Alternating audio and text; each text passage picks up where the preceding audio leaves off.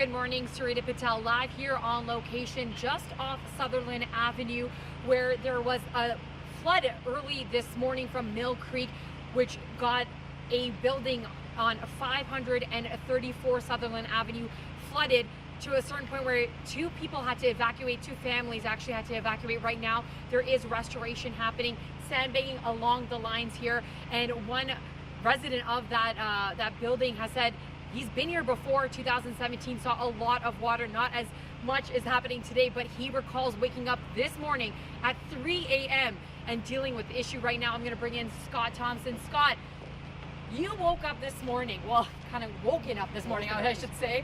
3 o'clock in the morning, you peered out your window. Can you let me know a little bit about what you saw? About 3 o'clock, I looked out the back lane. It was dry as far as I could tell. I looked out again about 3:10, and the whole back lane had filled up. I knew the water was already coming into our parking area, and as the morning progressed, it filled up both the parking areas in the building. But yeah, in the space of about 25 minutes, it came up 8 or 9 inches at least.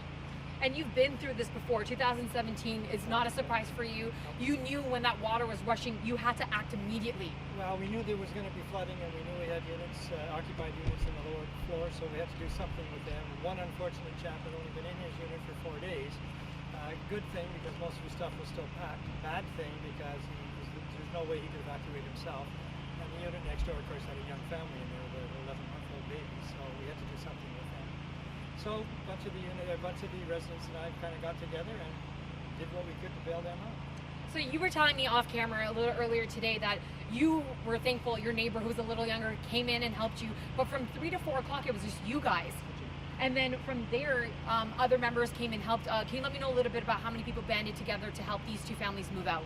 I would venture by time, I'd say by 5:30 in the morning, we probably had a dozen people who were helping the two guys, plus a couple of phone calls had been made, so some friends had come over, they were helping as well. Yeah, it's one of those buildings that if something happens, we help each other. And you know, you said 2017 was a little worse. Can you let me know a little bit about what you saw here? Right now we have sandbags, but you were telling me a little bit before we started that the rocks behind us were filled. Can you let me know a little about that? Well, 2017, where you're standing now, would have been about 7 inches of water, so that was a little deeper, and it lasted longer than this one did. This morning when I came out, which would be about, I'd say 10 after 5, the rocks behind us were underwater. The water was flowing over those to get to the back lane, which is where most of the damage originated. You can notice now that the rocks are probably exposed in inches, so it's gone down considerably. But if you can imagine the flow of this creek flowing into a back lane, filling up the back lane, then filling into the two parkades underneath, you can imagine how desperate we were. And of course the water then came from the parkades, and both doors were coming into the lobby, which then got into the two units that we were bailing out, literally and figuratively bailing out. We went to the back where the parkade was a little worse than the front yard, and decidedly, like you say, you have a nice vehicle that was in there, not frame of mind right away, but after you helped people move out. Can you let us know a little bit about that? Well, I have a collector car. Yes, it was parked out the back. It was not a big concern. We had to deal with less material things, if you like, to start off with. When I got a chance, I finally moved it out. It's a low salon car, so when I sat into it right off the top, before I got into it, it wasn't getting wet. When I sat in and it sank down a bit, it started to flood. So, of course, I immediately pulled it out. I think we got a total of 14 or 15 cars out of that parking lot, but there's still 6 or 7 there that are going to be swamped, probably going to be write-offs. That's unfortunate, of course. Last question. You know, you see these things happening, but you said good thing right now, because it was not like 2017, you're not evacuated. Can you let me know about that? Well, we do have a electrical transmitter, what do they call it, out the back, condenser out back.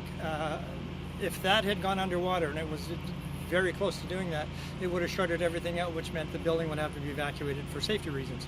Thankfully, the water started receding before it got to that deep. We're still a little concerned, however. We're told that the snow melt is going to continue to happen. The creek is still going to rise. We're hoping not so much that it's going to flood back there, but if it does, there's a pretty good chance that that building will have to be evacuated. Okay. Thank you so much for your time. You're very welcome. And you said a little bit, you've been up for 8 hours helping people. All you want is a Timmy's. Yes, well, there's many people come by with Timmy's cups in their hands, but they didn't bring me one. Well, that's unfortunate. If someone's listening, he's been up since 3 a.m. Someone bring him a double-double. How do you like your coffee? Double would be fine. Thank you so much for your time, Scott. As you can see, spirits are high here right now as the river and the lake area is getting filled back up with restoration. And we got a chance to talk to the city as well. Alan Newcomb, who is the Director of Infrastructure, Planning, Design, and Construction, has told Castanet that it was due to debris that was coming down the rivers and the lakes, and it was blocking the bridges, and a little bit of a pulsal sensation as we're seeing with the snow melts in the higher of elevations. A couple of days of rain has led to this, but they are trying to clear it. No word on how long it is going to take for them to clear the area, and it looks like some areas like Shadow Ridge near the airport are also getting flooded, and as you can see here, the water could be seen on the streets. The entrance of the apartment building that 534 we saw was completely flooded, but again, nobody had to evacuate at this moment except for the lower levels. One family with a young daughter who was around 11 months, but they were taken out safely, and the other resident, a little older, woke up thanks to Scott and his neighbor, and were able to evacuate and remove all of his stuff as he just moved in 4 days ago, unfortunately for him, but luckily for him, things were packed and ready to move, so that was a good thing on his part. As you can see here, we are moving the camera towards the Mill Creek area where the water is flowing, and it's coming out through the restoration area. They're pumping water out as fast and as quickly as possible. You know, people earlier this morning said, you know, walking down Sutherland Avenue this morning towards Pandosy and Mill Creek is starting to flood. We see sandbags in areas like the mental health building. Luckily, we're able to get sandbags and block that area. We're just going to show you some of the water flowing through right now in Mill Creek. Once again, we're here on location live at Sutherland Avenue. We spoke to Scott Thompson, who's a resident at 534 Sutherland Avenue, which has now been a little bit flooded, but water is currently being removed.